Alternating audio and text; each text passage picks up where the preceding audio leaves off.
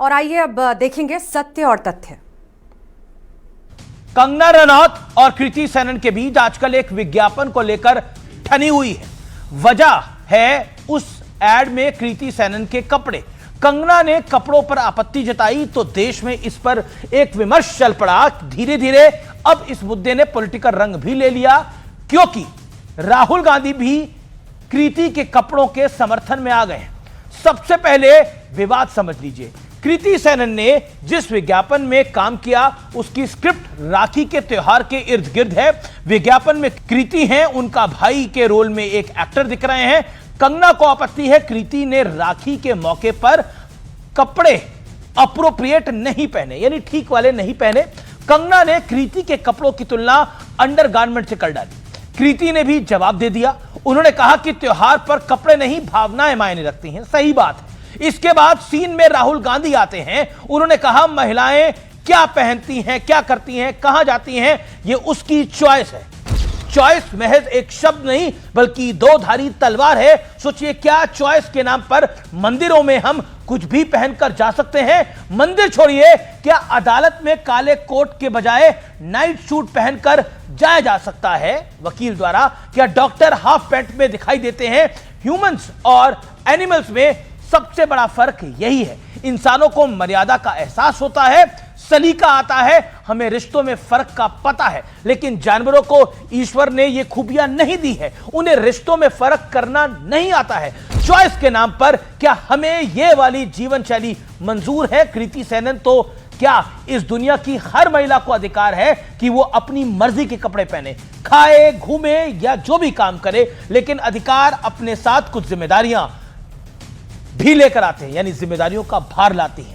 राखी जैसे त्योहार के विज्ञापन में क्या एक्स्ट्रा ग्रेसफुल नहीं हुआ जा सकता था? कृति अपने पर्सनल स्पेस में राखी के दिन क्या करती हैं और क्या पहनती हैं, इस पर कमेंट करने का किसी को कोई अधिकार नहीं है, मुझे भी नहीं। लेकिन पब्लिक स्पेस का ख्याल रखना चाहिए। पैट्रियार्की एक सोच है या फिर जिम्मेदारी का एहसास? कल चॉइस के नाम पर कोई आपके पर्सनल स्पेस पे घुसेगा तो क्या आपको मंजूर होगा? यह बात सिर्फ कृति सेनन या महिलाओं पर ही नहीं बल्कि इस दुनिया के हर पुरुष पर भी लागू होती है।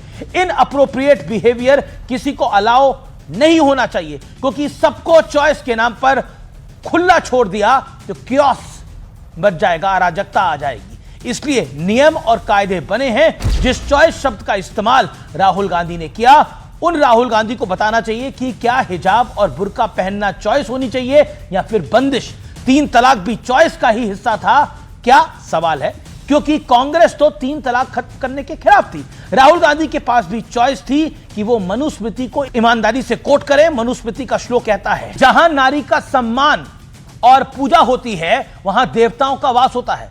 क्या राहुल गांधी ने बाय चॉइस इस श्लोक का जिक्र नहीं किया था? उन्होंने इस श्लोक की बात की जो शायद उस दौर में जरूरी रहा होगा। आज वक्त बदल चुका है, दौर बदल चुका है और वक्त के साथ संविधान में भी संशोधन होता ही रहता है। संशोधन का मतलब यह नहीं है कि 1950 में अपनाया गया संविधान आज इररिलेवेंट हो गया है, गलत है।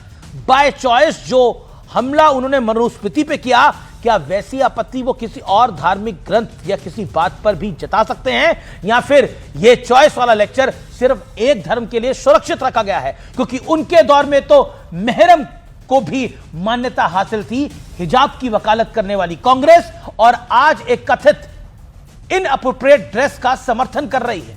चॉइस वाला अनियंत्रण हमेशा हादसे को आमंत्रण देता है। मेरी मर्जी, मैं चाहे ये करूं, मैं चाहे वो करूं, मेरी मर्जी। इस एटीट्यूड से देश नहीं चलता, समाज नहीं चलता।